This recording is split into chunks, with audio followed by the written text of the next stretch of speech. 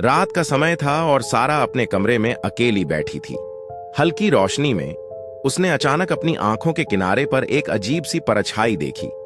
वह चौकन्नी हो गई, यह सोचते हुए कि शायद उसका मन खेल खेल रहा है। परछाई उसकी आंखों में ही थी।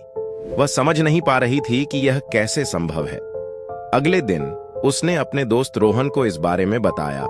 रोहन ने उसे हल्के में लिया, लेकिन सारा के चेहरे पर चिंता की लकीरों को देखकर वह भी गंभीर हो गया। रात को जब सारा फिर से आईने के सामने खड़ी थी, उसने देखा कि परछाई अब और भी स्पष्ट हो गई थी। वह एक अजीब सी आकृति में बदल गई थी, जैसे कोई उसे घूर रहा हो। डर के मारे सारा ने अपनी मां को बुलाया।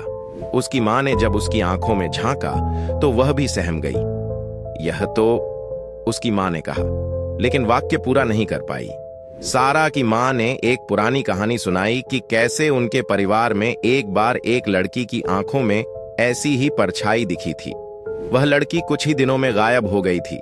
सारा ने जैसे ही यह सुना, उसकी आंखों में डर और बढ़ गया। अचानक आईने में परछाई ने एक चेहरा बना लिया। वह चेहरा सारा का ही था, लेकिन उसकी आंखें पूरी तरह काली थीं। उस पल सारा को समझ में आ गया कि यह परछाई कोई आम परछाई नहीं थी। वह आईने से पीछे हट गई, लेकिन उसका प्रतिबिंब वहीं खड़ा रहा, मुस्कुराते हुए।